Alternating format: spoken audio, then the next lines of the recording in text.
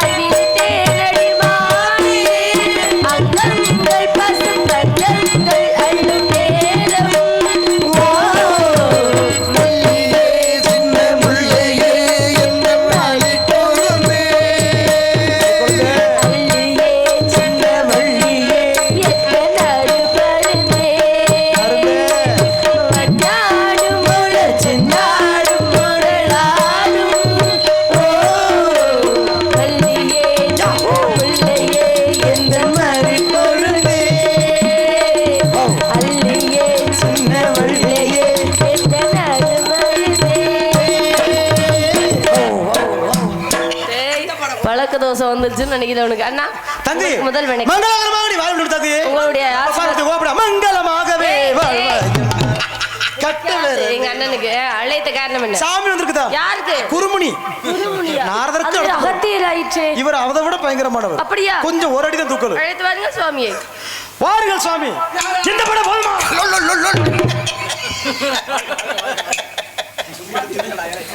வாருங்கள் சுவாமி, தங்களது வருகை என்றுமே நல்வரவாக அமைய வேண்டும். வாருங்கள் வாருங்கள் வாருங்கள். தங்கை இசை காணும் இசைப்பவரே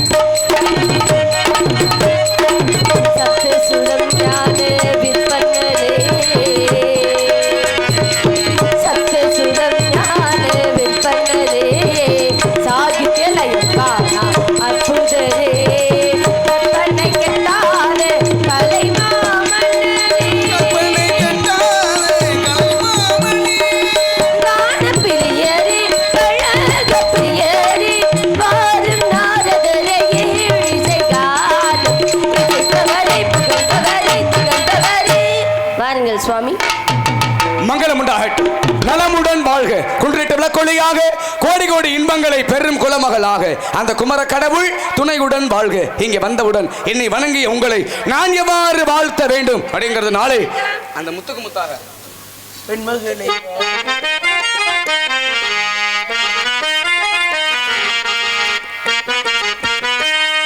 முத்துக்குள் வித்தாக முருகன் சொத்தாக வள்ளி நீயும் வாழ்ந்திடவே நத்தையில் முத்தாக நல்லோர்கள் நெஞ்சம் நிறைந்திட நாயகி நீ வாழ்க முத்துக்குள் வித்தாக முருகன் சொத்தாக வள்ளி நீயும் வாழ்ந்திடவே நத்தையில் முத்தாக நல்லோர்கள் நெஞ்சம் நிறைந்திட நாயகி நீ வாழ்க முத்துக்குள் வித்தாக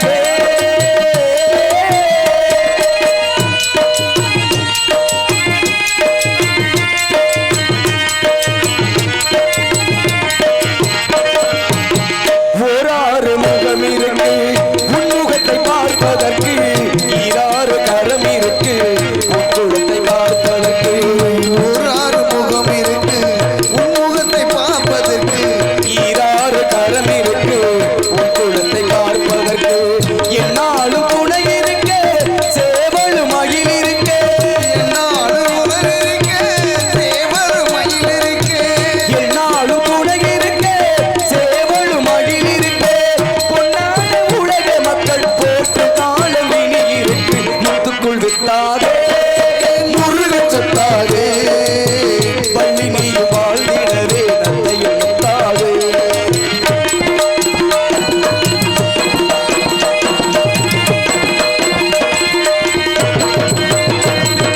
அன்னை தந்தை துணை இருந்தும் ஆறுதலாய் பல இருந்தும்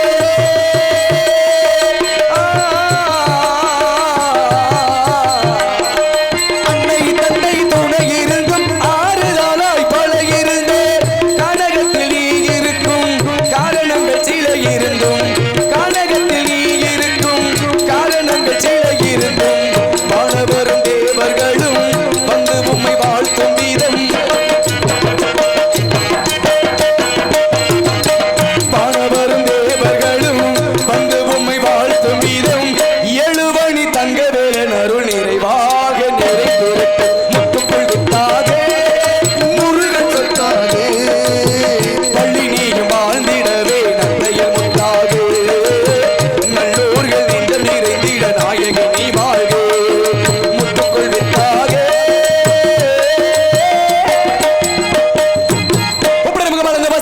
பேசி உப்பில்லா கொள்ளிட்டாலும் என்பதை அமிர்தமாக மகத்திலாது முப்பழமோடு பால் அன்ன முகந்த கடத்திட்டு வாராகின் கப்பிய பசியினோடு கடும் பசி யாகம் தானே என்ற கவிக்கு இணங்க நீங்க யாரு எங்க இருந்தீங்க வந்திருக்கீங்க எதற்காக வந்திருக்கீங்க அப்படிங்கிற உங்களை பற்றி சகல விவரங்களுமே எனக்கு தெரியும் இருந்துட்டாலும் கதையின் முறையோடு அந்த வண்டு வெளியே பாடிவிட்டு வண்டு விழுக்க ரெண்டு மொழி மாறே மண்டி விழி கண்டு மொழி மாது வண்டு விழுக்க ரெண்டு மொழி மாறே நீ வந்திருக்கும் நாளது சொல் போதே ஞான நிலை தானுள்ள சுவாமி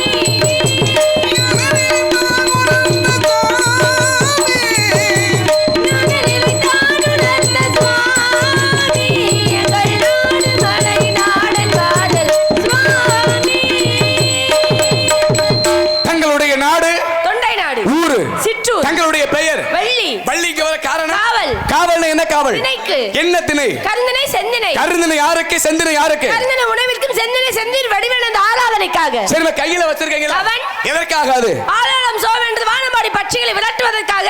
வானமாடி வரக்கூடிய பட்சிகளை ஏன் விரட்டுறீங்க? ஆலோலம் சோவென்றது காணமாடி விரட்டின எம்பெருமான் முருகனுக்கு படைக்கக்கூடிய திணைகளை எச்சம் பண்ணிடாத அளவுக்கு கண்ணுக்கு தெரிந்த அளவுக்கு உணவு கொடுத்து விரட்டிக்கிட்டு இருக்கேன். அருமையா சொல்லுங்க. ஏன்னா எச்சி என்பது வேறு, எச்சம் என்பது வேறு. ஏன்னா எச்சி என்பது வாயிலிருந்து சுரக்கக்கூடிய உமிழ் நீராகப்பட்டது. எச்சம் என்பது கழிவுப்பது மலம் ஜலம். அப்ப எச்சிலை வந்து தெய்வத்திற்கு படைக்கலாமா படைக்க கூடாதா? எச்சில் என்பதை கூட இறைவனாகப்பட்டவனுக்கு படைக்கலாம்ன்ற ஒரு நம்பிக்கை இருக்கு. ஆனா எச்சம் என்பது வேளாண்மைக்கு கண்ணு கட்டிய துள்ள வளர்த்துக்கிட்டு இருக்கு. அருமையா சொன்னீங்க. ஏன்னா உண்ணுகின்ற உணவு எச்சில், உடுத்துகின்ற உடை எச்சில், கறக்கின்ற பால் எச்சில், கடைசியில நம்ம வாழுகின்ற வாழ்க்கையே இன்னும் ஒருத்தன் போட்ட எச்சில் அப்படின்னாங்க. ஏன்னா ஒரு தெய்வத்திற்கு பாலாபிஷேகம் செய்கிறோம். பால் எதுல இருந்து வருது? கன்று குட்டி குடிச்ச பிறகுதான் அந்த எச்சி பாலத்தை கலந்து அபிஷேகத்துக்கு கொண்டு வரும். அதை தெய்வம் ஏத்துக்கிறது. எங்க தேனை அபிஷேகம் பண்றோம். தேனிக்கெல்லாம் நாவில இருந்து மகரந்தத்தை சேகரித்து வைத்த தேனத்தை அபிஷேகத்தை இறைவனுக்கு கொடுக்கிறோம். அதே தெய்வத்திற்கு பட்டாடை சாத்துறோம். பட்டுப்பூச்சியில இருந்து கிடைக்கக்கூடியதுதான் அந்த பட்டாடை. இறைவன் ஏற்றுக்கொள்கிறான்ல. அந்த நாள் எல்லாம் மோதுகிறார்கள், எச்சில் தெளிக்கின்றது, இறைவன் ஏற்றுக்கொள்கிறார் அல்லவா? அதை காட்டிலும் பாருங்க, தின்னப்பன் என்று சொல்லக்கூடிய 63 நாயன்மாரில் ஒருவன் 6 நாளில் முக்தி பெற்று தான் இறைவனுக்கு கரியை கடிச்சு தான் கொடுத்தாரு, அதை ஏற்றுக்கிட்டான் அல்லவா? ஏன்னா உண்மையான பக்திக்கு இறைவன் எப்பொழுதுமே மெச்சுவது உண்டு. ஏன்னா சில விஷயங்கள் பேசுறதுக்கு ஒத்து போகும், நடைமுறைக்கு ஒத்து போகாது. சில விஷயங்கள் நடைமுறைக்கு ஒத்து போகும், ஆனா பேசுறதுக்கு ஒத்து போகாது. ஏன்னா அப்ப எச்சிலை எல்லாமே தெய்வம் ஏத்துக்கிறது அப்படிங்கிறதுக்காக இன்னைக்கு பூலோகத்துல ஒரு கோவிலுக்கு ஒரு பொங்கலை வச்சு எல்லாத்தையும் நம்ம சாப்பிட்டு போட்டு மிச்சம் மீதியை கொண்டு போய் சாமிக்கு படைக்க முடியுமா? அப்படி கிடையாது. முதல் படையிலே அந்த இறைவனுக்கு தான் புதால நம்ம சாப்பிடுவோம். ஆனா சரி, நம்ம தான் இறைவனுக்கு படைக்கிறோம், இறைவன் வந்து சாப்பிடுறாரா? கிடையாது. அப்படி எப்படி ஏன் படைக்கிறோம்? இறைவன் அதாவது எல்லாமே ஒரு மன திருப்திக்காகத்தானே தவிர இறைவனுக்காக வாசம் பிடிக்க வேண்டும் என்பதற்காக நம்பிக்கை.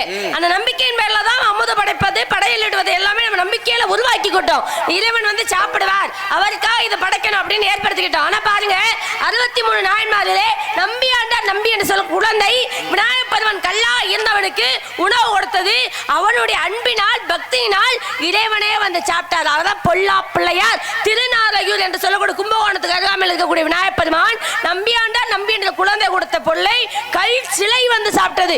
இது எவ்வளவு பெரிய பக்தி, அருமையான உண்மை. அப்ப பாருங்க, முன்னொரு காலத்துல எல்லாமே பக்தி உண்மையாக இருந்தது. ஆனால் இன்றைக்கு உள்ள காலகட்டத்தின்படி பக்தி உண்மையாக இருக்கா? பாருங்க, பொதுவா கோவிலுக்கு எல்லோரும் போவது உண்டு. கோவிலுக்குள்ள போய் தெய்வத்துக்கிட்ட போய் எனக்கு இதை கொடு அதை கொடு, பிள்ளைக்கு நல்ல அறிவை கொடு, செல்வத்தை கொடு, நல்ல வீடு, எல்லாமே இதை கொடு அதை கொடுன்னு சொல்லி கேட்கிறோமே, இது உண்மையான பக்தியா? கிடையாது. படைச்சவனுக்கு தெரியாது. ஏன்னா நம்மளுக்கு எந்த நேரத்துல கொடுக்கணும்னு, யாருக்கு எதை எப்ப கொடுக்கணும் அப்படிங்கிறது நம்மை படைத்த இறைவனுக்கு தெரியும். அப்ப சாமி கிட்ட போய் இதை கொடு அதை கொடு என்று கேட்பது உண்மையான பக்தியே கிடையாது. அதான் பாருங்க, தெரியாமல் செய்தால் தவறு, தெரிஞ்சே செய்தால் தப்பு. அப்ப பாருங்க, அப்ப எதை தெரியாம செய்யக்கூடியதுக்கு இறைவனாகப்பட்டவன் மன்னிப்பது உண்டு. ஆனால் தெரிஞ்சே செய்யக்கூடியதற்கு மன்னிப்பே கிடையாது. அதனால பாருங்க, நான் அதை செய்யல இதை செய்யல அப்படின்னு மனிதன் ஏமாற்றலாம், ஆனா தெய்வத்தை ஏமாத்த முடியுமா? பூலோகத்துல யார் யாரு என்ன கணக்கு என்ன செஞ்சிருக்க அப்படிங்கிறது மேலோகத்திலே சரியாக கணக்கு வைத்திருக்கப்படும். அதான் சொன்னாங்க, ஒரு மனிதன் நல்லவனா கெட்டவனா அப்படிங்கிறது எப்ப தெரியும் அப்படின்னா இறந்த பிறகு தெரியும். அதான் பாருங்க, ஒரு நல்ல மனிதன் இறந்து விட்டால் எப்பா இன்னார் இறந்து போயிட்டாரு, இன்னார் இறந்து போயிட்டாரா, ரொம்ப நல்லவரியா, அவர்லாம் ஒரு 4 வருஷம் ஊர்ல இருந்திருந்தா ஊர் நல்லா இருந்திருக்கும் அப்படி பேசினாங்க அப்படின்னா அவர் நல்லவர். அதே ஒரு கெட்டவர் இறந்து போயிட்டா இவெல்லாம் எப்பவே போன 4 வருஷத்துக்கு முன்னாடி சாக வேண்டிய இன்னிமாடா இருந்தான்னு கேட்பாங்க. இன்ன வரைக்கும் இருந்தாரு அப்படின்னு பேசினால் அவர் கெட்டவர். அப்ப யாருக்கு சொர்க்கம் யாருக்கு நரகம் அப்படிங்கறது தூக்கிட்டு போகலே தெரிஞ்சுக்கலாம். இந்த மனுஷனுக்கு சொர்க்கம் கிடைக்கும், இந்த மனுஷனுக்கு நரகம் கிடைக்கும், இறந்து தூக்கிட்டு போகலே தெரிஞ்சுக்கலாம். அதான் சொன்னாங்க, அருந்து போன செருப்புக்கு கூட வீட்டில் ஒரு இடம் உண்டு, ஆனால் இறந்து போன மனிதனுக்கு ஒரு நாளைக்கு மேல யாராக இருந்தாலுமே வீட்டுல இடம் கிடையாது. எங்க நல்ல அருமையான பேசுனீங்க தான். யாருக்கு எந்த நேரத்துல இறைவனை பார்த்து நம்ம இதை கொடுக்கணும் அதை கொடுக்கணும் எதை வேணும் இது வேணும் அப்படின்னு கேட்கல, காட்டலும் இறைவனை சரியாக முறைப்படி வழிபட்டாலே இறைவன் கொடுக்க வேண்டிய நேரத்தில் சரியா கொடுப்பார். இப்ப எல்லாரும் பிள்ளை பத்தாலும் பெத்தா தில்லாலும் பிள்ளை பத்தான்னு ஒரு பழமொழி எல்லாருக்கு தெரியும். சரி, ஏன் எல்லாருமே பிள்ளைதான் பெத்தாது, தில்லால் மட்டும் என்ன ரொம்ப சிறப்பா பெத்தாங்களா? தில்லால்னா யாருங்க அப்படின்னா நந்தனார் என்று சொல்லக்கூடியவரோட அம்மா. இந்த நந்தனாருக்கு என்ன பேர், ஒரு பட்ட பேர் வச்சிருப்பாங்க. எல்லாருமே கிராமத்துல கூப்பிடுறது வழக்கம். யார் யார் ஏதாவது செய்தோம்னா அந்த பேரை வச்சு கூப்பிடுவாங்க. அவருக்கு மட்டும் பாருங்க, நாளை போவான் அப்படின்னு ஒரு பட்ட பேர். ஏன் நாளை போவான் அப்படின்னு அவர் நினைச்சுக்கிட்டாரா, ஐயா நாளைக்கு போய் சிதம்பரத்துல உள்ள நடராஜமூர்த்தி நான் பாப்பேன் அப்படின்னு சொன்னார ஒரு நாள். சரி சரி, மறுநாள் பார்த்தாதே கேட்டாளா, மறுநாள் சொன்னாரு நாளைக்கு போய் சிவபெருமான சிதம்பரத்துல பாப்பேன்னு சொன்னாரா. இப்படியே பாருங்க, தினமும் நாளை போவேன் நாளை போவேன் நாளை போவேன் சொன்னாலே பட்ட பேராவே வச்சுட்டாங்க, நாளை போவேன் அப்படின்னு ஒரு பட்ட பேர். சரி, அப்ப இவர் கேட்கிறாரு, இவங்க தாழ்ந்த குடியில் பிறந்தவர்கள், அப்பொழுது அந்த வழக்கம்லாம் இருந்ததுல, உயர்ந்த குடியில பிறந்தவர்கள்ட்ட பண்ணைக்கு வேலைக்கு போவாங்கல்ல, வேலைக்கு போகல சொன்னாரா, ஐயா எனக்கு ஒரு நாள் விடுமுறை வேணும், இந்த விடுமுறை கொடுத்தீங்கன்னா தில்லை போய் சிதம்பரத்துல நடராஜமூர்த்தி நான் பார்த்துட்டு வருவேன் அப்படின்னு கேட்டாரா. அவர் சொன்னார, முதலாளி இந்த பாருடா, கண்ணு கட்டிய தூரம் நம்ம வயக்காடுது, இத புள்ளா என்னைக்கு உழுது விவசாயம் பண்ணி அறுவடைய அறுத்து வீட்டுல நெல்ல களத்துல சேர்க்கிறியோ அன்னைக்கு நீ விடுமுறை எடுத்துட்டு போ அப்படின்னு சொல்றாரு. அப்படி சொல்லிட்டாரு. உடனே பாருங்க, இப்பதான் வயல் உழுகவே ஆரம்பிச்சிருக்கோம். இனி என்னைக்கு நாத்து போட்டு நடவு செஞ்சு நாத்து முளைச்சு அது கதிராகி அறுத்து என்னைக்கு நான் கொண்டு வந்து வச்சு நான் எப்ப போக அப்படின்னு போய் வயல்ல படுத்து அழுதாத சிவபெருமானே, நான் உங்களை எப்போ வந்து பாப்பேன், இதை என்னைக்கு நான் விளைய வைப்பேன், இந்த விளைஞ்சதெல்லாம் என்னைக்கு கொண்டு போய் வீட்டுல சேர்ப்பேன், திரும்ப வந்து உங்களை எப்ப பாப்பேன் அப்படின்னு கேட்டாராம். சரி, இவர் பாருங்க, விடியற் காலை பொழுது விடிந்ததுமே வயல்வெளி சும்மா கிடந்த இடமெல்லாம் எல்லோருமே அந்த கதிர்கள் முற்றி அறுக்கிற தருவாயில வெள்ளஞ்சு நின்றுச்சான். எல்லாமே இறைவனுடைய அருளாலே. அப்பதான் முதலாளி நினைச்சாரா, என்னடா ஆண்டுதோறும் நாள்தோறும் வருடந்தோறும் எல்லா நேரமும் சிவனே சிவனே சிவனேன்னு பூஜை செய்யறதுனா எனக்கு அந்த சிவன் காட்சி கொடுக்கல, சாதாரண குடியில் பிறந்த நீ சிதம்பரம் போகணும்னு சொன்ன ஒரு வார்த்தைக்காக உனக்கு காட்சி கொடுத்தான் என்று இவன் அவன் காலில் விழுந்து நீயே போ, நான் உன்னை அனுப்பி வைக்கிறேன் அப்படின்னு சொன்னாரு. சரி, அங்கே மட்டும் போனா மட்டும் கோயிலுக்குள்ள போக முடியுமா? அந்த வழக்கு அப்பெல்லாம் இருந்துச்சு. கோயிலுக்குள்ள ஒரு சில பேர் உள்ள போக கூடாது, ஒரு சில பேர் தான் உள்ள போக முடியும். கோயிலுக்குள்ள போக முடியாம போய் வெளியிலே உட்கார்ந்துருந்தாராம். வெளியிலே உட்கார்ந்துக்க சிவனே கனவுல வந்து அந்தனரிடம் சொல்லி என்னுடைய பக்தன் வெளியில அமர்ந்திருக்கிறான், அவனை அழைச்சிட்டு வாங்கன்னு சொல்ல. சிவன் சொல்லுவாங்களோ ஒரு பழமொழி, சாமி வரம் கொடுத்தாலும் பூசாரி வரம் கொடுக்க மாட்டாரு, சாமியா வரம் கொடுத்து கூட்டிட்டு வர சொல்லிட்டாரு. கூட்டிட்டு போனவங்க என்ன நினைச்சாங்க, இவனே அந்த குடியில பிறந்தவன், இவனை எப்படி சிதம்பரத்துக்குள்ள உள்ள கூட்டிட்டு வர முடியும்? அப்படிலாம் கூட்டிட்டு போக கூடாது. சிவன் சொன்னா நம்ம கூட்டிட்டு வர முடியுமா? யாகத்தை வளருங்க, யாகத்துக்குள்ள இறங்கி அவன் வந்தானா பிறகு கூட்டிட்டு போலாம் என்று சொன்னார்கள். இளமையோடு யாகத்துக்குள் இறங்கி முதுமையாக முனிவன் போல் தோற்றத்தோடு வந்து சேர்ந்தார். சிதம்பரத்திற்குள் அழைத்து சென்றார்கள். நாளை போவான் என்று பெயர் பெற்ற நந்தலாரோட பக்தியை காட்டில் மிக சிறந்த பக்தி எது இருக்கு சொல்லுங்க? இப்படி சாமி கும்பிடணும். சாமி கும்பிடா இப்படித்தான் கடவுளே சிவனே அப்படின்னு கும்பிடணும். அதுதான் உண்மையான பக்தி. அப்ப பாருங்க, முன்னோர்கள் வந்து சொல்லி வைக்கிறாங்க அப்படின்னா எந்த ஒரு விஷயமுமே காரணம் இல்லாமல் கிடையாது. ஏன்னா அருமையான ஒரு பழமொழியை சொல்லி அதற்கு உண்டான விளக்கத்தை சொன்னீங்க. அதே சமயத்துல முன்னோர்கள் சொல்லி வச்சாங்க, கழுதைக்கு தெரியுமா கற்பூர வாசனைன்னு ஒரு பழமொழி. கழுதைக்கு எத்தனை அறிவு? புல்லுக்கு ஓரறிவு, புழுவுக்கு ஈரறிவு, மீனுக்கு 3 அறிவு, பறவைக்கு 4 அறிவு, விலங்குக்கு 5 அறிவு, மனிதர்களுக்கு 6 அறிவு, என்னை போன்ற முனிவர்களுக்கு 7 அறிவு, தெய்வங்களுக்கு 8 அறிவு, அதுவே 8வது அறிவு அப்படின்னு. அப்ப கழுதைக்கு எத்தனை அறிவு அப்படின்னா, கழுதைக்கு வந்து 5 அறிவு. 5 அறிவு கழுதையாகப்பட்டது கற்பூர வாசனையை தெரிஞ்சு என்ன செய்ய போகுது? அப்ப உண்மையான பழமொழிக்கு விளக்கம் என்ன? கழுதை அப்படின்னா விலங்கு கழுதை கிடையாது. கழு என்பது ஒரு புல் வகையை சார்ந்தது. ஆதி காலத்தில் என்ன செய்வாங்க, இந்த கழுங்கிற புல்லை அறுத்து அதை அறுத்து அதை நல்ல வெயில காய வச்சு அதை பாயாக தைத்து அதில் படுத்து உறங்கினாங்க. அப்ப அந்த கழுங்கிற புல்லை அறுக்கும் பொழுது அதுல இருந்து எந்த ஒரு வாசனை வராது. அதே புல்லாகப்பட்டதை காய வைக்கும் பொழுது எந்த ஒரு வாசனை வராது.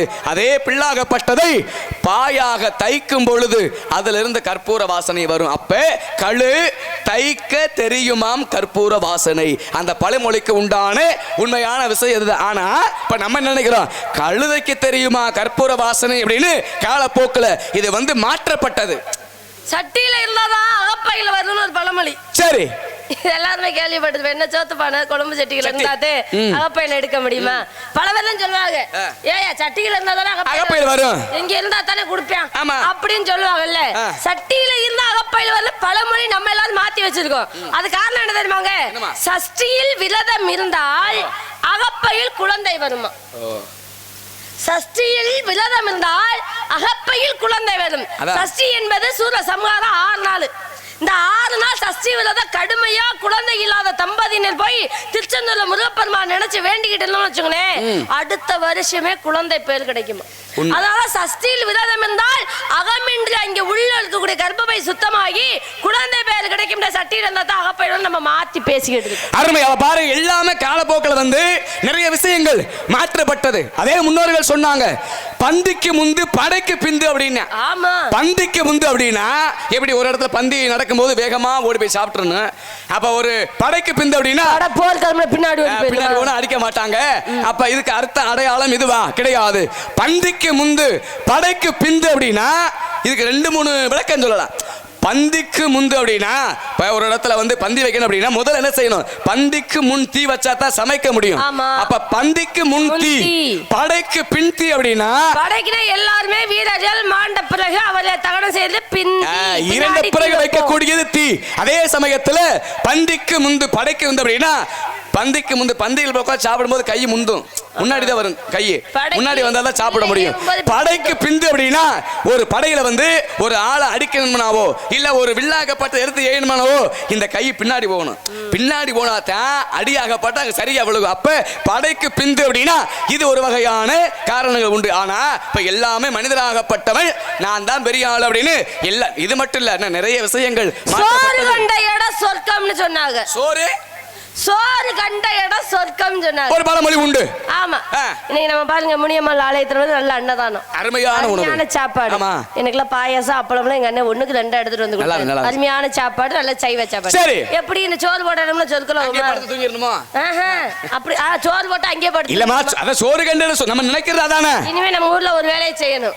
காலையில் நாடகம் முடிஞ்சு பார்த்தவங்களுக்கு தான் அன்னதானம் போடுறோம்னு ஒரு வழக்கத்தை உண்டாக்கணும். சோறு நல்லபடியா போட்டனால அம்புட்டு சாப்பிட்டு தூங்குறத பாருங்க. அதான் சோறு கண்ட ஐட்டம்னா அதுக்கு காரணம் அது கிடையாதுங்க. சோறுனா முக்தின்னு ஒரு பேர் இருக்கு.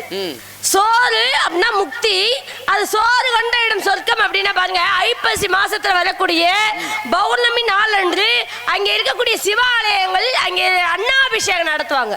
இந்த அன்னாபிஷேகம் நடத்துறத பார்த்தோம்னா அந்த சோறு என்று சொல்லக்கூடிய அன்னாபிஷேகத்தை சிவாலயத்தில் நடப்பதை பார்த்தால் நமக்கெல்லாம் சொர்க்கலோகம் கிடைக்குமா. அதான் சோறு கண்ட இடம் சொர்க்கம் அப்படின்னு ஒரு காரணம் இருக்கு. அந்த அன்னாபிஷேகத்தை பார்க்கணும். சோறுனா முக்தின்னு அர்த்தம், முக்தி கிடைக்கும். அருமை. அப்ப அதே போல ஆடி காத்துல அம்மி பறக்கும்னு ஒரு பழமொழி. ஆடி காத்துல சாட்சி வேணும். என்னமா கீழே கிடக்கிற கல்லே பறக்காது, எப்படி அம்மி பறக்கும்? சின்ன கல்லு கூட பறக்காது, ஆனால் அடிக்கத்தான் செய்யும். அதுக்காக அம்மியா பறக்க போது வருடந்தோறும் ஆடி காத்து அடிச்சுக்கிட்டு தானே இருக்கு. எந்த ஊர்ல அம்மி சின்ன கல்லு கூட பறக்காது, இவ்வளவு பெரிய அம்மி எப்படி பறக்கும்? அப்ப அதுதான் உண்மை கிடையாது. ஆடி காற்றில் அம்மி பறக்கும் அப்படின்னா ஆடி காற்றில் அம்மை பறக்கும். அதாவது அம்மை என்ற நோயாகப்பட்டது வருகின்ற பொழுது அது முழுமையாக எப்பொழுது குணமாகும் அப்படின்னா இந்த ஆடி காற்று வீசுகின்ற பொழுது அந்த நோயாகப்பட்டது முழுமையாக சரியாகும். ஏன்னா இந்த அம்மை நோயாகப்பட்டது விளையாடக்கூடியது 2 உயிரினம். ஒன்று மனிதனுடைய உடல், இரண்டாவது பாருங்க வேப்ப மரம். வேப்ப மரத்துல வந்து அம்மை விளையாடுச்சுன்னா அந்த வேப்ப மரத்துல வந்து அந்த நுனியாகப்பட்டது கருகி கருகி காஞ்சு போய் தொங்கும். அப்படி காஞ்சு போய் நுனி கருகி காஞ்சு போய் தொங்கும் பொழுது அதுல வந்து அம்மை நோய் போட்டிருக்கு அப்படின்னு பொருள். அப்ப ஆடி காற்றில் அம்மி பறக்கும் இது அல்ல பழமொழி. ஆடி காற்றில் அம்மை பறக்கும் இதுதான் அதற்கு உண்டான விளக்கமாகப்பட்டது. முருங்கை நட்டவன் வெறுங்கையோட போவான்னு ஒரு பழமொழி இருக்கு. இருமா, முருங்கை நட்டவன் வெறுங்கையோட போவான்னு. ஏன் அவன் கையில ஒண்ணுமே வராதா? ஏன் ஒண்ணுமே வராது? இல்ல முருங்கை நட்டவன் வெறுங்கையோட போவேன் அப்படின்னா அப்படி கேட்க கூடாது. நீங்க எல்லாம் சொல்ல முருங்கை நட்டு வெறுங்கையோட போவாங்க அப்படி சொல்ல கூடாதுங்க. முருங்கை நட்டவன் ஏன் வெறுங்கையோட போவான்னா முருங்கையில எல்லா சத்துமே இருக்கு. அதுலயும் பாருங்க இரும்பு சத்து அதிகமா இருக்கு. இலையில இருந்து பூவுல இருந்து அந்த பட்டையில இருந்து கட்டை வரைக்கும் காயில இருந்து எல்லாமே முருங்கை மரத்துல ரொம்ப சிறப்பான ஒரு சத்து சத்து பொருள். இந்த முருங்கை மரத்தை நட்டு அந்த கீரைய பூவை காய இதெல்லாம் இளமையில சரியா உண்டு வந்தா முதுமையில வயசான பிறகு இந்த 3வது ஊன்றுகோல்னு ஒரு கம்பு இருக்கு பாருங்க, அது ஊண்டாம வெறுங்கையோட திடகாத்தமா போலாமா. அதான் முருங்கை நட்டு அதுல உள்ள சத்துக்களையும் சரிவர உண்டு வந்தால் முதுமையில திடகாத்தமா யார் துணை இல்லாம வெறுங்கையா நீட்டிக்கிட்டு நடந்து போகலாம். அருமையா சொல்லி வச்சாங்க. அருமையான அதே சமயத்துல தை பிறந்தால் வழி பிறக்கும் அப்படின்னா ஒரு பழமொழி உண்டு. தை பிறந்தால் வழி பிறக்கும். தை பிறந்தால் வழி பிறக்கும் அப்படின்னா என்ன காரணம்? இப்ப ஒரு வயலாகப்பட்டது தை மாசம் என்ன காலம் அப்படின்னா அறுவடை செய்யக்கூடிய காலம் எது அப்படின்னா இப்பெல்லாம் மாசில தான். இப்ப முப்போக விளையுது, அது இப்ப காலத்தின் கட்டாயம். அப்பதான் முப்போக விளையுது. இருங்க, ஒரு போக எடுக்கிறதுக்குள்ள படாத வாடு பட. ஆனா அதிகமாக அறுவடைக்கென்று உகந்த மாதம் எது அப்படின்னா அதுதான் தை மாதம். அப்ப இப்ப சாலை ஓரத்துல இருக்கு, சாலை ஓரத்துல இருக்க வயலாகப்பட்டது யாரை எதிர்பார்க்க மாட்டாரு. ஏன் நம்ம நிலம் சாலை ஓரத்துல இருக்கு, வயலா இருந்தா அவர் வயல்ல தான் வண்டி ஆனால் 7 வயல் தாண்டி 8வது வயல்கார் எப்படி அறுப்பாரு? இந்த 7 வயல் அறுத்து போனாதான் போக முடியும். இவங்க எல்லாம் அறுத்தாத்தான் அவர் அறுக்க முடியும். அப்ப இவங்களாம் எப்ப அறுப்பாங்க? அப்படியே தை பிறந்து அறுப்பாங்க. அப்ப இவங்களாம் அறுத்துட்டா நமக்கு வழி கிடைக்கும். அப்ப எப்ப அறுப்பாங்க? தை மாசம் அறுப்பாங்க. அப்ப தை பிறந்தால் வழி பிறக்கும் அப்படின்னா உண்மையான ஒரு விளக்கமாகப்பட்டது. நிறைய மாற்றப்பட்டது பாருங்க. நிறைய விளக்கம் இருக்குங்க அதுக்கு. ஏங்க இப்பதான் வாகன வசதி இருக்கு, சாலை வசதி இருக்கு, வீட்டுக்கு 2 பைக் இல்லைன்னா அதெல்லாம் பெரிய வீடு அப்படின்னு கேட்கிற நிலைமைக்கு ஆகி போச்சு. ஆனா அப்பொழுது அப்படி கிடையாது. இந்த ஊர்ல இருந்து அடுத்த ஊர் போனாலும் இந்த வயல் வழியா தான் போகணும். பரப்பு வழியாக நடந்து போவது உண்டு. இப்ப தை மாதம் வந்த பிறகு அறுவடை காலம் முடிந்த பிறகு அந்த வழியில நடந்து போறதுக்கு வழி பிறக்கும் அப்படின்னு தை பிறந்தால் வழி பிறக்கும் சொல்லி வச்ச காலமும் உண்டு. அதே சமயத்துல தை அப்படின்னா பெண் என்று பொருள். தையினா பெண்ணு. தை பிறந்தால் வழி பிறக்கும் அப்படின்னா தை என்று சொல்லக்கூடிய காளியாகப்பட்டவள் பிறந்தாள். அரக்கர்களை எல்லாம் அழித்து அதுல இருந்து கொஞ்சம் விமோச்சனம் நடக்கும். அப்ப தை என்ற பெண் பிறந்தாள், வழி பிறக்கும். அதுக்கு இன்னும் இப்படியும் கூட ஒரு விளக்கமாகப்பட்டது உண்டு. ஏன்னா இப்ப பாருங்க, நான் பேசுனது எல்லாமே பழமொழியாகப்பட்டது, எல்லாமே 2 அடியில. அதே 1.25 அடியில வல்லவராகப்பட்டவர் அழகா சொல்லி வச்சாரு. அகர முதல எழுத்தெல்லாம்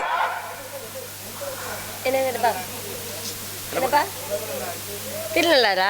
ரொம்ப அருமையான விஷயம் தான். சொல்லு. எங்க திருநள்ளாறு என்று சொல்லக்கூடிய இடம் வந்து ஸ்ரீ சனீஸ்வர பகவான் குடியிருக்கிற இடம்.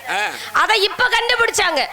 எப்படி இந்த இடத்துல என்னடா இந்த விமானங்கள்லாம் இருக்குல்ல, இந்த விமானம்லாம் போகும்பொழுது அந்த கோயில் கிட்ட போகும்பொழுது சற்று மறைந்து அப்படி போகுமா, அதாவது மறைந்து மறுபடியும் காட்சி கொடுக்கும். அப்ப மறைந்து போகல விஞ்ஞானிகள் எல்லாம் யோசிச்சு ஏன் அந்த இடத்துல மட்டும் மறையுது, மத்த இடத்துல எல்லாம் சரியா போகுது அப்படின்னு கண்டுபிடிச்சாங்களாம். சனிக்கோளின் புற ஊதா கதிர்கள் நேரடியாக திருநள்ளாறுல விழுந்தது. அப்ப திருநள்ளாறுல விழுகும் பொழுதுதான் அந்த புற ஊதா கதிர்கள் மறைத்து மீண்டும் சென்றது. இப்ப உள்ள அறிவியல் ஆராய்ச்சி நிறைய கண்டுபிடிச்சாங்க. உலகம் நிறைய. ஆனா பாருங்க, 3000 வருடங்களுக்கு முன்னதாகவே நம்மளுடைய தமிழ் மக்கள் அந்த திருநள்ளாறு சனீஸ்வர பகவானுக்கு தான் உகந்தது அப்படின்னு வச்சாங்க. நலன் தமயந்தி என்று சொல்லக்கூடிய தம்பதியினருக்கு அங்கே சனீஸ்வர பகவானின் அந்த பாவம் பிடிக்கப்பட்டு அந்த குளத்தில் நீராடிய பிறகுதான் நலனுக்கு அங்கே விமோச்சனம் கிடைச்சிச்சான். இப்ப நலனாகப்பட்ட எங்க விமோச்சனம் கிடைச்சு? திருநள்ளாறுலலாம் விமோச்சனம் கிடைச்சிச்சு. இருக்கக்கூடிய மரகத லிங்கம் எங்க இருக்கு? மரகத நடராஜராக உத்திரகோசமங்கையில் இருக்காரு, எல்லாத்துக்கும் தெரியும். ஆனா மரகத லிங்கம் எங்க இருக்கு அப்படின்னா பழனியில ஒரு லிங்கம் இருக்கு, போகர் சமாதியில. இன்னொரு லிங்கம் எங்க இருக்கு அப்படின்னா திருநள்ளாறுல இருக்கு. அதுக்கு பேர் தர்ப்பணேஸ்வரர் அப்படின்னு அதுக்கு பேர். ஏன்னா அப்பேற்பட்ட சனி பகவான் வந்து நிறைய இடத்துல நிறைய விஷயங்கள் செய்தது உண்டு. ஏன்னா சனி பகவான் கொடுப்பவனும் கிடையாது, சனி போல் கெடுப்பவரும் கிடையாது. நம்மளுடைய ஊழ்வினை பயனை அறிந்து அவன் கொடுப்பான். இவன் நல்லவன், நல்ல எண்ணத்தோட நல்லா கொடுப்பான். இல்ல கெட்ட நேரத்திலையும் கெட்டது செய்யாம நல்லவனுக்கு புண்ணியம் கிடைக்கும். ஆனா நல்ல நேரத்திலும் கெட்டது செஞ்சா அவனுக்கு கொடுப்பான் பாருங்க போற போக்குல. ஏன்னா அதே சமயத்துல சனி பகவான் வந்து பிடிச்சாதான் நல்லது கெட்டது எது அப்படிங்கறதை உணர்த்தக்கூடிய தன்மை சனி பகவானுக்கு உண்டு. அதே சனி பகவானுக்கு அருமையா கவிபாடி வச்சாங்க. பெரியோர்கள் முன்னிலையில் தொட்டு தாலி கட்டையிலே தொட்ட சனி சுடுகாட்டு கட்டையிலே ஏறினால் தான் விடும். கவிபாடுனாங்க. இப்பதான் எனக்கு கோபம் வரும். என்னமா? என்ன கட்டையில வர வரைக்கும் விடாதுன்னா அப்ப பொண்டாட்டி உங்களுக்கு என்ன சனின்னு தெரியுதா? அதுக்கு என்ன விஷயம் கேளுங்க. இல்ல என்ன? பெரியோர்கள் முன்னிலையில் தொட்டு தாலி கட்டையிலே தொட்ட சனி. ஒரு ஆண் மகனுக்கு என்னைக்கு சனி பிடிக்குது? என்னைக்கு அவன் ஒரு பெண்மகள் கழுத்துல தாலி கட்டுறானோ அன்னைக்குத்தான் அவனுக்கு சனி பிடிக்குதான். அதே சனியாகப்பட்டது அவனை எப்ப விட்டு விலகும் அப்படின்னா என்றைக்கு அவன் இறந்து சுடுகாட்டு கட்டைக்கு போறானோ அன்னைக்கு தாண்டா உன்னைய பிடிச்ச சனியாகப்பட்டது. அதுல சனியில நிறைய இருக்கு. பொங்கு சனி, ஜென்ம சனி, 7 நாட்டு சனி, இப்படி எல்லாம் இருக்கு. ஆனா பிடிக்கக்கூடிய சனி எது அப்படின்னா பொங்கு சனி என்று சொல்லக்கூடியது. அந்த பொங்கு சனியாகப்பட்டது பிடித்ததா மட்டுமே ஒரு மனிதனாகப்பட்டவன் வாழ்க்கையில அடுத்து வெற்றி அடைய முடியும். இதை கவிஞர்கள் இப்படி சொன்னாங்க. எப்படி ஐயா? பொதுவாவே வீட்டுல பாருங்க, கணவனின் கால்களை பெண்கள் பிடித்து விட வேண்டும் ஒரு வழக்கம் வச்சிருந்தாங்க. அந்த காலத்துல வச்சிருந்தாங்க தானே, கணவன் காலை பிடிச்சு விடுவாங்க. ஏன் அந்த வழக்கத்தை வச்சிருக்காங்க?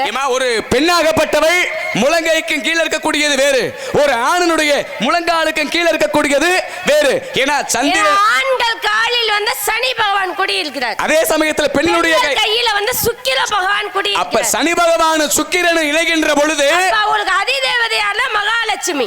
இப்ப இவருடைய அதிதேவதை மகாலட்சுமினா பெண்கள் தன்னுடைய கணவனின் கால்களை பிடித்து விட்டால் இவர்களுக்கு செல்வ வளம் வீட்டுல பெருகுமா, நல்லது கிடைக்கும். அதனால பாருங்க சனீஸ்வர பகவான் பிடித்தால் அங்கே பெண்களாகப்பட்டவர்களுக்கு என்ன ஒரு தன்மையா மகாலட்சுமியின் அம்சம் கிடைக்குமா? நீங்க சொன்னீங்களே சுடுகாட்டுல தான் போய் விடும்னு, நாங்க இருந்தாதான் உங்களுக்கு பெயரும் பெருமையுமே. ஏமா என்றைக்குமே பெண்ணை வந்து இழிவாக பேசுவது தவறு. இப்ப பாருங்க, அதே திருமணம் முடித்த ஒரு பெண்ணாகப்பட்டவள் அதிகாலையில எழுந்த உடனே மாங்கல்யம் என்று சொல்லக்கூடிய தாலியை வந்து எடுத்து இப்படி கண்ணுல ஒத்தி வச்சுட்டு தான் எந்த ஒரு செயலையுமே செய்ய தொடங்குவா. எம்பிட்ட வசதி இருக்கு இல்ல வசதி இல்லாமலும் போகுது. ஏன் மஞ்சள் கயித்துல தங்கத்துல தாலி கட்டுறோம்? அது இன்னைக்கு காலத்தின் மாற்றம். ஏன் அது வந்து இப்ப விலை உயர்ந்த பொருள்கள் எவ்வளவோ வந்துருச்சு, அதுல கட்டலாம். இல்ல நம்மள ஏழையா இருக்க தங்கத்துல வேணா வேற எதையே கட்டலாம், அப்படி கூட கட்டலாம். ஏன் குண்டுமணியாவது தங்கம் எடுக்கணும், அதுல மஞ்சள் கயித்துல தான் கட்டணும்னு என்ன நியாயம்? ஏமா உலகத்துல எத்தனையோ நிறம் உண்டு, ஆனால் இந்த மஞ்சள் கயிறுல வந்து முன்னோர்கள் தாலி கட்டுனாங்க. ஏன் என்ன காரணம்டா? இயற்கையாகவே இந்த பேர் ஏன் தாலின்னு வந்துச்சு தெரியுமா? ஏன்னா இருங்க, இயற்கையாகவே இந்த மஞ்சளுக்கு வந்து என்ன தன்மை உண்டு அப்படின்னா கிருமி நாசினியை போக்கக்கூடிய தன்மை உண்டு. அப்ப ஒரு பெண்ணாகப்பட்டவள் அதாவது மஞ்சள் கயிறுல தாலி கட்டும் பொழுது அது பக்கத்திலே நெருங்கும் பொழுது கணவன் அந்த மஞ்சளுடைய சுவாசத்தை சுவாசிக்கும் பொழுது எந்த ஒரு நோயும் கிருமிகள் தாக்காது. அதே சமயத்துல மார்போடு அணைத்து தன் பிள்ளைக்கு பால் கொடுக்கும் பொழுது அந்த வாசனை பட்டு பிள்ளைக்கு எந்த ஒரு நோயுமே பாதிப்பு ஏற்பட கிருமி தாக்கம் இருக்காது அப்படிங்கிறதை உணர்த்த எல்லாமே முன்னோர்கள் வந்து அறிவு சார்ந்த விஷயங்கள். காரணம் இல்லாமல் எதுவும் தோரணம் கட்ட முடியாது. அந்த காலத்துல பாருங்க, நீங்க சொன்ன போல தங்கத்தாலையோ எதுலயும் கட்டுறது கிடையாது. ஏன் அந்த காலத்துல எதுல முத கட்டினாங்கன்னா பண ஓலை இருக்கு பாத்தீங்களா, இந்த பண ஓலையில தான் முதல்ல தாலி கட்டினாங்களாம். அந்த பண ஓலைக்கு கட்டியதுக்கு பேர் அதுக்கு பேர் தாலின்னு அர்த்தம். பண ஓலைக்கு அதுக்கு பேர் தான் தாலின்னு அர்த்தம். சரி, அந்த தாலின்ற வரமுறையை தான் நம்ம ஆளுகள் மறுவி இந்த மஞ்சள் கயிறுல கட்டணும். வசதி வாய்ப்பு வந்துச்சு அதனால தங்கத்துல கட்டணும் கிடையாது. இந்த பொண்ணு என்று சொல்லக்கூடிய தங்கத்தின் மூலமாக மஞ்சள் கயிறு இங்கே மார்பகத்தில் இதய கமலத்தில் விழுந்து கிடக்கும் பொழுது அவருக்கு ஒரு விதமான ஈர்ப்பு சக்தி அதாவது பெண்ணுக்கு உடம்புல இருக்குமா. அந்த ஈர்ப்பு சக்தி எதை தூண்டுமா? ஞாபக உணர்வை தூண்டும் சக்தி கொண்டதாம். அதனால பொன்னால் செய்யப்பட்டதை தாலியாக அதை ஏற்றுக்கொண்டு மஞ்சள் கயிறு கட்டப்படும். நீங்க சொல்ல போல அந்த கிருமி நாசினியாகவும் பயன்படுத்தப்படுகிறது. அங்க பெண்ணுக்கு ஒரு ஈர்ப்பு சக்தியும் கிடைக்கப்படுகிறது அப்படின்னு ஒரு ஐதீகமா வச்சாங்க. அதே சமயத்துல தங்கத்தை வந்து இடுப்புக்கும் கீழே போடக்கூடாது, வெள்ளிய வந்து இடுப்புக்கு மேல போடக்கூடாது. அதனாலதான் கொடி கொலுசு எல்லாமே பாருங்க இடுப்புக்கு கீழே தான் பயன்படுத்துவது உண்டு. வெப்பத்தை குறைக்கும் தன்மை வெள்ளிக்கு உண்டு. அப்ப ஆண்களாகப்பட்டவர்கள் இடுப்புல அரணா கட்டுறோம், அங்க வந்து பெண்களாகப்பட்டவர்கள் மிஞ்சி போடுறோம், கொலுசு போடுறோம், எல்லாத்துக்கும் விளக்கம் உண்டு. அதே சமயத்துல பாருங்க, திருமணம் முடிச்ச பெண்ணு வந்து இந்த உச்சியை வகுந்து எடுத்து இந்த இடத்துல பொட்டு வைப்பாங்க. திருமணம் முடிக்காதவங்க வைக்க மாட்டாங்க.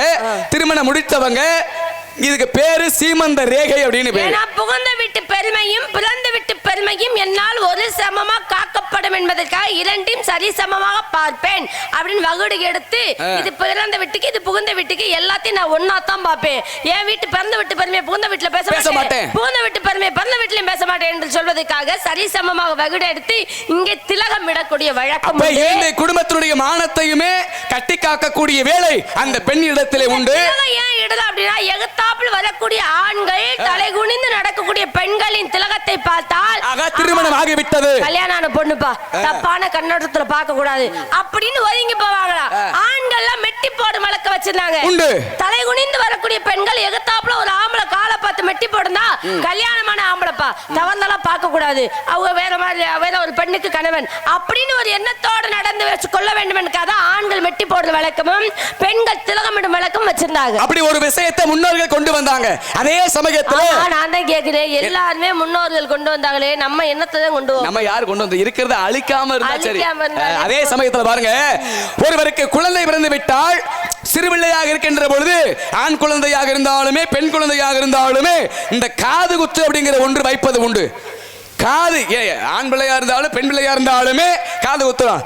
ஏன் காது குத்துறோம் அப்படின்னா இந்த காது அப்படிங்கிறது என்ன வடிவத்திலே உண்டு?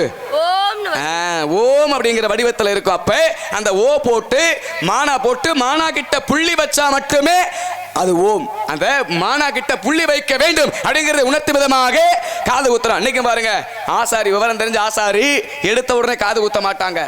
முதல்ல ஏதாவது வச்சு ஒரு வெள்ளை காமிப்பாரு, ஒரு வெள்ளை நிறமோ அல்லது சிவப்பு நிறத்திலேயோ மஞ்சள் நிறமோ? இப்படி காதுல வந்து பொட்டு வச்சிட்டு தான் காது குத்துவாங்க. ஏன் புள்ளி வைக்க வேண்டும் அப்படிங்கறதை உணர்த்தும் விதமாக. அப்ப பாருங்க, எத்தனையோ விஷயங்கள் வந்து பழமையான விஷயங்கள் மறைக்கப்பட்டது நிறைய இருக்கு. ஆனால் எல்லாமே மனிதனாகப்பட்டவன் சாமி கும்பிட நேரம் இல்லையே மனுஷனுக்கு. சொல்றேன் கேட்ட சாமி கும்பிடலாம் நேரம் இல்ல அப்படின்னு நிலைமை ஆயி போச்சு. ஏன்னா ஒரு மனிதன் கூட சாமி எப்ப நினைப்ப எப்ப கும்பிடுவான்? நம்ம நல்லா இருக்கும் பொழுது என்னைக்காவது. நல்லா இருக்கையில எவன் கும்பிடுவான்? கஷ்ட காலம் வந்தாத்தே கடவுளே நீ இருக்க, ஏன் எனக்கு இவ்வளவு சோதனை கொடுக்குற அப்பதே கும்பிடுவோம். இல்லம்மா, நல்லா இருக்கும் போது இன்னைக்கு நான் ரொம்ப சந்தோஷமா இருக்கேன், உனக்கு நன்றி அப்படி எந்த தெய்வத்திற்காவது எந்த மனிதனாவது நன்றி சொன்னது உண்டா? சொல்ல முடியாது, கிடையாது. ஆனால் ஒரு கஷ்டம் வந்துட்டா போதும் சாமியை பார்த்து உனக்கு கண்ணு இல்லையா காது இல்லையா நான் இப்படி எல்லாம் கஷ்டப்படுறேன் அப்படின்னு சாமியை கூட மனிதன் ஏளனமாக பேசுவது உண்டு. அப்பேற்பட்ட காலகட்டத்தில் நம்ம வாழ்ந்துகிட்டு இருக்கோம். ஏன்னா திரேதா துவாபரயுகம் கலியுகம் என்று சொல்லக்கூடியது இங்கே நடந்து கொண்டிருப்பது கந்தபுராணத்தோடு. கலியுகத்துல வந்து இதெல்லாம் நடக்கும். இது காலத்தின் கட்டாயம். இது யாராலும் மாற்றவும் முடியாது, யாராலும் மறுக்கவும் முடியாது. அப்படி கிடையாது, மாற்ற முடியாது, மறுக்கவும் முடியாது என்று சொன்னது போக நாம் நினைத்தால் மாற்றிக்கொள்ளலாம். முதல்ல தன்னைத்தானே மாற்றிக்கொள்ள வேண்டும், பிறகு சொல்ல வேண்டும். ஏன்னா ஒரு கவிஞர் சொன்னா, நாடு என்ன செய்தது நமக்கு என கேள்விகள் கேட்பது எதற்கு, நீ என்ன செய்தாய் அதற்கு என நினைத்தால் நன்மை உனக்கு அப்படின்னு அவர் அழகா சொல்லி வச்சார். அதே போல நாடு நமக்கு என்ன செஞ்சுச்சு, நாம் நாட்டுக்காக என்ன செய்தோம் என்று எண்ணி பார்க்க வேண்டும். அதே போல இப்ப இந்த இடத்துல நீ என்ன செய்யற அப்படிங்கிறது அப்படி இருந்தாலுமே காவல் செய்யறேன், இப்ப நான் என்ன செய்ய போறேன் தெரியுமா? நீங்க என்ன செய்ய போறீங்க? அருமையா பேசுறீங்க, அழகா பாடுறீங்க, ஆனா இதெல்லாம் தெரிஞ்ச உங்களுக்கு அந்த ஒண்ணு தெரியல. என்ன தெரியல? எந்த நேரத்துல எதை செய்ய வேண்டும் அப்படிங்கிறது உங்களுக்கு தெரியவில்லை. அதனால இப்படி பருவத்தோடு இருக்கிற உமக்கு ஒரு பதினா புருஷனா கணவன் மணாளனா அப்படியே உங்களை கட்டி அணைக்க போறவன். என்ன அவசரம்? நல்லா உள்ள இருக்கு. யார் கட்டி அணை போறா? ஒரு நடிப்போடு இசை நாடகம் நாங்க கைய கால ஆட்டித்தானமா சொல்ல முடியும். பேச்சு இசைன்ற பாட்டுல நாடகம் என்பது நடிப்பு. நீங்க நடிக்கிறீங்க, அதே போல நடிச்சு சொல்றேன். போதும் போதும். அதே போல உங்களுக்காக நான் பார்த்துட்டு வந்த புருஷன் யாருன்னு பேரை சொன்னேன்னு வைங்க. பேரெல்லாம் சொல்ல வேணாம், முதல்ல நான் சொல்றது தகுந்த மாதிரி அவ இருக்கானு பாருங்க. அவனா? எனக்கு நல்லா ஒரு மரியாதை பேசுமா. என்ன அவைவங்கற? ஏன் வேற என்ன சொல்லணும்? மாப்பிள்ளை தான் பெருமை தெரியாம முதல்ல அவைவங்கற முதல்ல நிறுத்து. அப்படிலாம் சொல்ல முடியாது. இந்த காலத்து அவன் போடா வாடான்னு இருக்காளுங்க. என்னமோ அவன் நான் இங்கமா நான் இல்லாத போது என்ன வேணாலும் பேசு. அப்படியே வக்காலத்து போவே. சரி, இருக்கும்போது எதுவும் பேச. அவர் படிச்சவரா இருக்கணும். எல்லா படிப்புமே தெரிந்தவர், உணர்ந்தவர், எல்லா படிப்பும் கற்று முடித்தவர், வசதி வாய்ப்பா இருக்கணும். உலகமே அவர் சொத்து. சொந்த வீடு வச்சிருக்கணும். சொந்த வீடு எத்தனை வீடு? 1 2 அப்படியா? அரசாங்கத்துல வேலை பார்க்கணும். அரசாங்கத்தையே இயக்கக்கூடியவர் அவர்தான். மாசம் 2 லட்சம் சம்பளம். 2-3 லட்சம். ஏமா உலகமே அவர் சொத்துங்க. 1 லட்சம் 2 லட்சம்ங்கற. என்னை திருமணம் செய்து விட்டால் மத்த எவளையும் அவன் பார்க்க கூடாது. உன்னை திருமணம் செய்து விட்டால் வேற எவளையும் அவன் பார்க்க கூடாது. இருமா, உன்னை திருமணம் முடிச்சிட்டா யாரும் இனிமேல் பார்க்க மாட்டாரு. ஆனா அதுக்கு முன்னாடி சொல்ல முடியாது. என்னது? அதுக்கப்புறம் நான் பாத்துக்கிறேன், ஒண்ணும் பிரச்சனை. சரி, இப்ப நான் கேக்குறேன். இருமா இருக்கா அது இருக்கான்னு எல்லா தகுதி இருக்கான்னு நான் கேட்டேல. ஆமா, இதெல்லாம் கேக்குற அளவுக்கு உனக்கு என்ன தகுதி இருக்கு? நல்ல மனசு இருக்கு. நல்ல மனசு பார்த்தா அப்படி தெரியல. அது போதாது உங்களுக்கு? நல்ல பொம்பளை பிள்ளைக்கு மனசு வேணும். அதனால சாமி இந்த காலகட்டத்துல குடிக்காத மாப்பிள்ளையா வேணும். சத்தியமா சொல்றேன், குடிக்கவே மாட்டார். அப்படியா? முதல்ல அந்த மாப்பிள்ளை பேர் சொல்லுங்க. அவர் யாரு அப்படி கேட்டால் தமிழ் கடவுள் என்று சொல்லக்கூடிய எம்பெருமான் முருகன். இவர்தான் உனக்கு புருஷன்.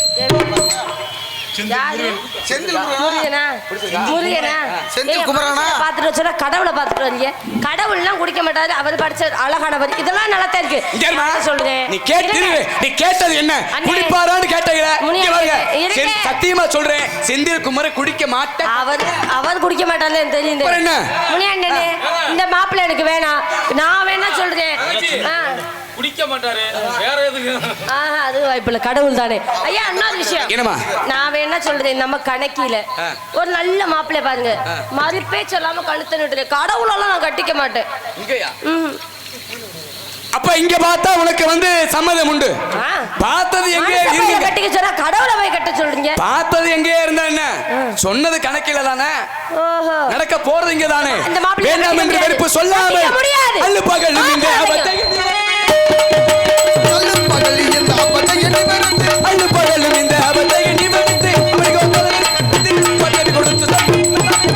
குட்டி காட்டி பாத்துங்க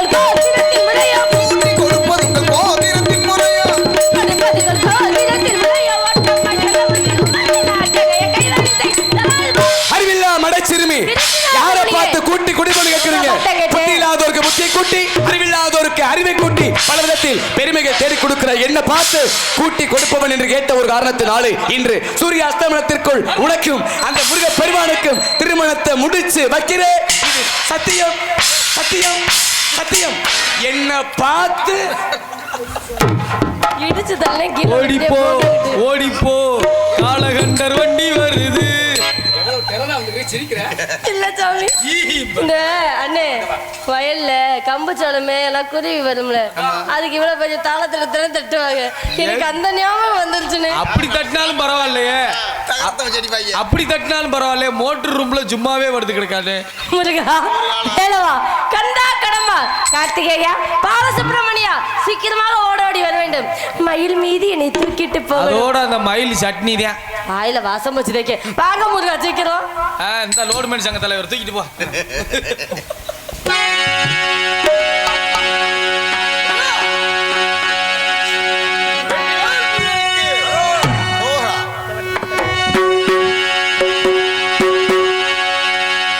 தென்னாடுடைய சிவனே போற்றி, என் நாட்டவர்க்கும் இறைவா போற்றி, அருள் பெரும் ஜோதி தனிப்பெரும் கருணை.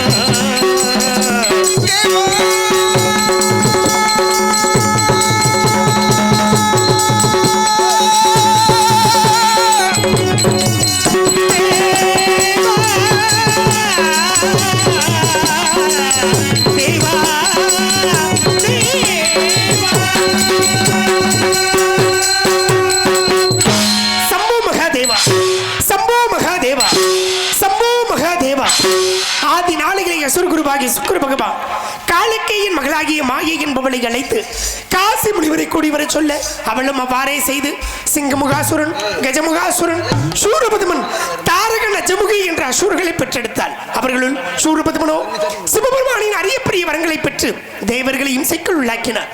இதை தாங்காத தேவர்கள் என் தந்தையாகிய சிவபெருமானிடம் சென்று முறையிட, என் தந்தை சிவபெருமான் பரமளித்த நானே அவர்களை அழிப்பது நல்ல முறை அல்ல என்று சொல்ல, அப்படியானால் தங்களின் என்பால் நிகர்க்க ஒரு குமரனை தந்திரல வேண்டும் என்று சொல்ல, என் தந்தையின் நெற்றிக்கண்ணில் இருந்து 6 தீப்புலம்புகளாக வெளிவந்து அருபமும் உருபமாகி அனாதையாய் பலவாய் ஒன்றாய் பிரம்மமாய் நின்ற ஜோதி பிளம்புதொரு மேனியாக கருணைக்குள் முகங்களாரும் கரங்கள் 12 கொண்டு ஒரு திரு முருகனாகி உலகம் முடித்தன்மை என்ற பாட்டிருக்கிறாங்க. அடியன் அவதரித்தேன். 6 கார்த்திகை பெண்களால் பாலூட்டி வளர்க்கப்பட்டதால் கார்த்திகேயன் என்றும், தேவர்களின் துயர் தீர்க்க அவதரித்ததால் தேவ சேனாதிபதி என்று பெயர் பெற்று சூரபதுமனை இருவராக பிளந்து ஒருவரும் மயில் வாகனமாகவும் மற்றொருவரும் சேவல் கொடியாகவும் ஏற்ற இந்த கலிகாசனத்திலே வீற்றிருக்கிறேன். அப்படி இருக்க கானப்பிரியர், கழகப்பிரியர், வீணாகான பிரியர், இசை மா முனிவரின் இனிய கானம் ஒன்று கேட்கின்றதே. காத்திருப்போம் மன்னவருக்காக.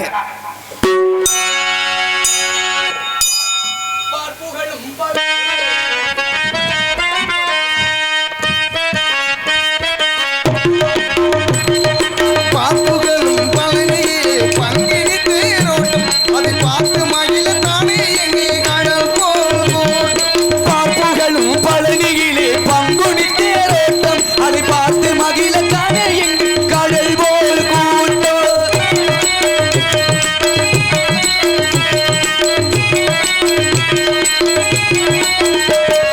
தங்கத்தேரில் முருகன் வரும் அழகே அழகா அதை தனித்தமிழில் பாட பாட தேரும் புகழா. தங்கத்தேரு முருகன் வரும் அழகே அழகா அது தனித்தமிழை பாட பாட தீரும் புகழா.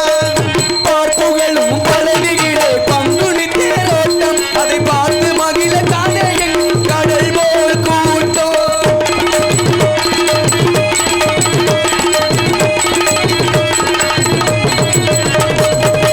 ஒவ்வாத வேலனிவள் ஒளிமுகச் சிரிப்பு அது உலகத்தையே கவர்ந்திருக்கும் அழகில் விரிப்பு.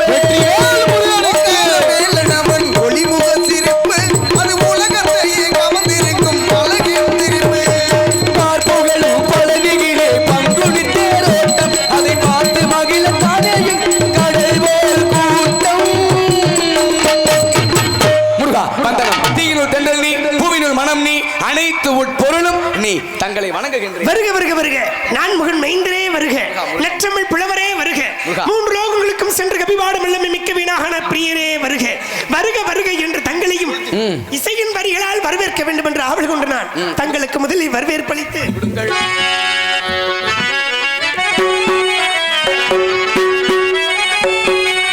இனிதானே சுரம் யானே இசை மேதையே, இசை மேதையே,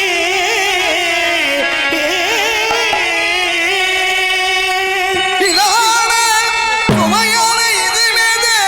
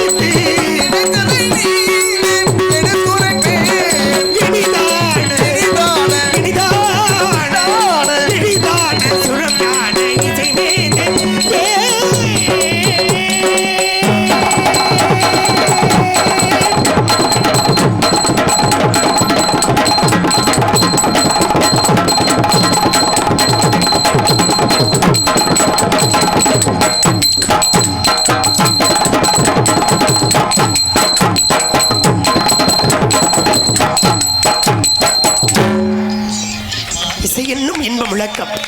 அப்படி இருக்கணும். இந்த முழக்கங்கள் ஏனென்றால் இப்படிப்பட்ட அழகான பக்க மேளங்கள் இருந்தால் எத்தகைய பாடலை பாடக்கூடிய ஒரு பக்குவம் வரும்.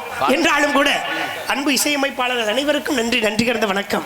என்றாலும் கூட இவ்விடத்திலே வருகையிலே அற்புதமான ஒரு மங்களகரமான முருகா, நாங்க வாசிக்கிறது வந்து மனிதர்களுக்கு அல்ல, இறைவனுக்கு வாசிக்கிறோம்.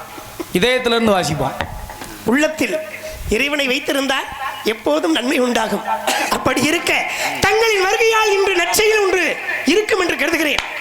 முருகப்பெருமானே, இன்று நேம சிஷ்டையை முடித்து பூலோக மார்க்கமாய் வேள்விமலை சாரல் வழியாக வருகின்ற பொழுது வேள்விமலை சாரலில் அற்புதமான ஒரு கனியை கண்டு வந்துள்ளேன். அற்புதமான கனி. ஆமையா. கனியை கண்டீர்களோ? ஆமையா. மனம் கனியை கண்டீர்களா? மனம் கனிந்தே. அப்படியா? முருகா, தாங்கள் மனம் கனிந்து கண்டு முருகா அர்ப்பணம் என்று உங்களை காண ஓடோடி வந்துள்ளேன். ஏனென்றால் முன்பு ஒரு கனியை கொண்டு வந்து கையிலையில் தாங்கள் நடத்திய நாடகத்தினால் அன்று கிடைத்தது பழனி என்ற ஒரு படை வீடு அல்லவா? அப்படி இருக்க அன்று தாங்கள் கொண்டு வந்த கனியினால் கிடைத்தது பழனி. முருகா, இன்று கண்டு வந்த கனியினால் முருகா, அன்று நான் கொண்டு வந்த கனியால் ஒரு வீடு, இப்ப நான் கண்டு வந்திருக்கிற கனியால் கிடைக்க உள்ளது ஒரு வீடு. அப்படியா? முருகா, கனியின் பெருமையும் மகத்துவத்தையும் எடுத்து ஈமங்கள் பார்ப்போம். இதோ சக்கரவாகத்தில்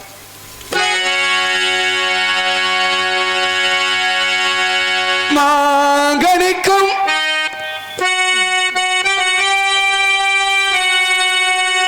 மாங்கனிக்கும் தேன் கதலி பல்கனிக்குமே இனிக்கோ ஒரு பூங்கனியை கண்டு மனம் பூரித்தே முருகா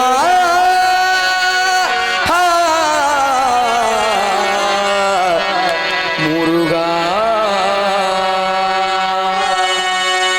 மாங்கனிக்கும் தெங்கடவே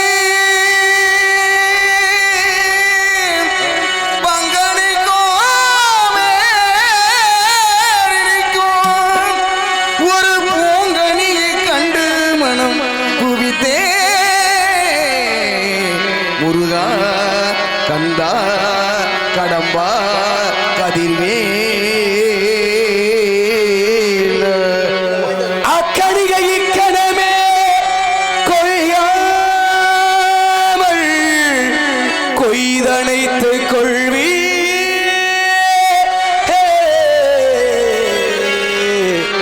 முருகா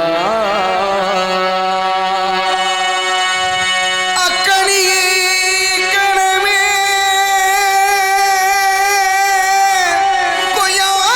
கொய்யாமல் கொய்தனத்தே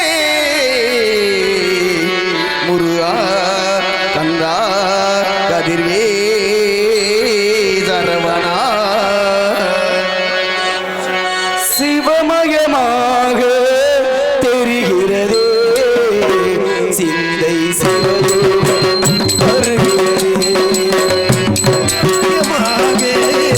வருகிறதே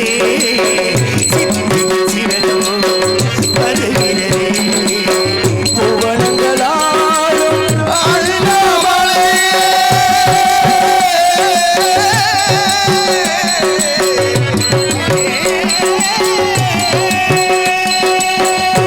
புவனங்களாலும் அண்ணாமலையே உனது வெளியிலே பாடும் பொழுதிலே அனல் வீட்டிடுதே சுகம் காட்டிடுதே அண்ணாமலையாரா எங்கள் அன்பில் கலந்தோடு உண்ணாமலையாரா எங்கள் உள்ளம் நிறைந்தோடு அண்ணாமலையாரா எங்கள் அன்பில் கலந்தோடு உண்ணாமலையாரா எங்கள் உள்ளம் நிறைந்தோடு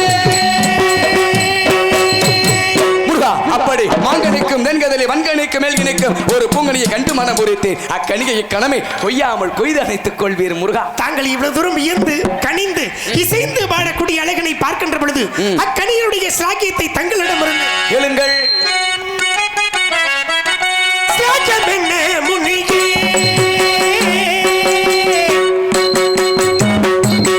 தாக்கமன மொழியே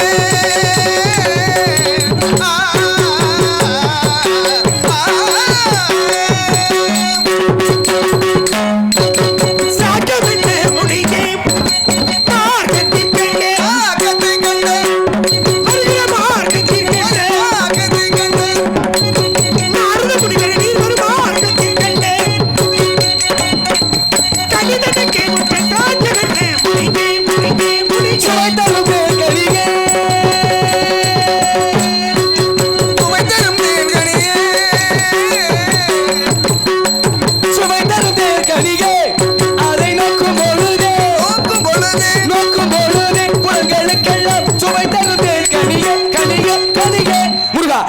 நோக்கும் பொழுது மெய் வாய் கண் மூக்கு செவி என்ற ஐம்புலன்களுக்குமே சுவை தரக்கூடிய கனி.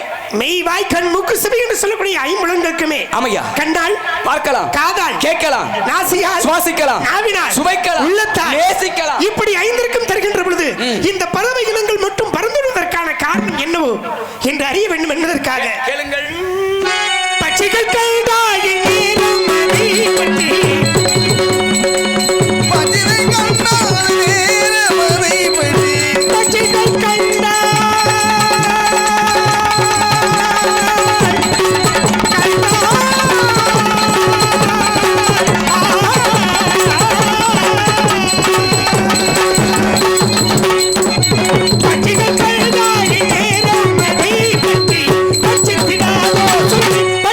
கண்டால்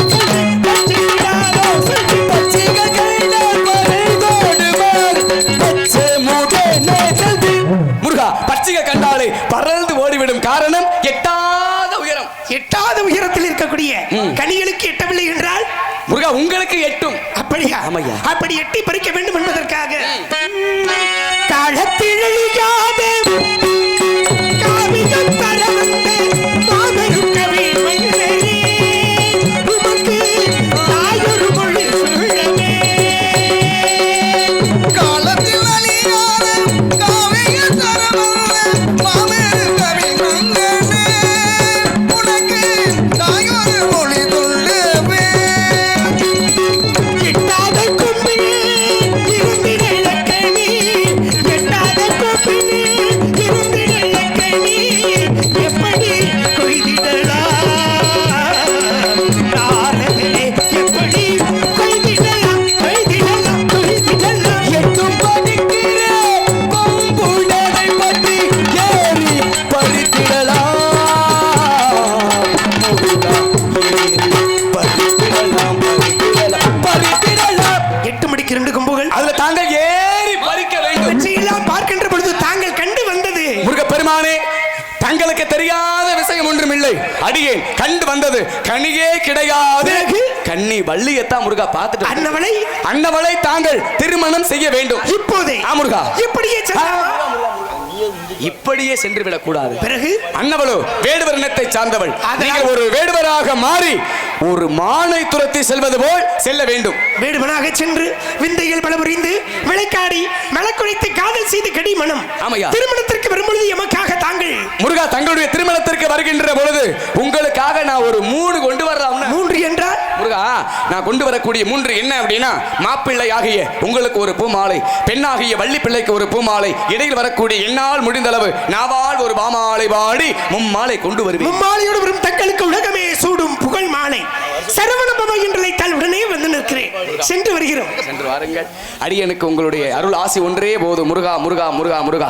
வெற்றிவேல் முருகனுக்கு, வீரவேல் முருகனுக்கு, சரவணனுக்கு அரோகர அரோகர அரோகரா என்று சொன்னாலே 1000 பாவம் போகும். கிரேதா திரேதா துவாபர யுகம் கலியுகம் என்று சொல்லக்கூடிய இந்த 4 யுகத்தில் இன்றைக்கு நம்மெல்லாம் வாழ்ந்து கொண்டிருப்பது என்ன யுகம் அப்படின்னா கலியுகமாகப்பட்டது. அதனாலே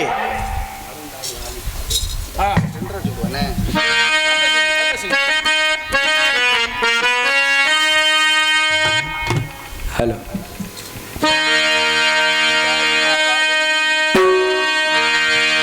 நடந்தாய் வாழி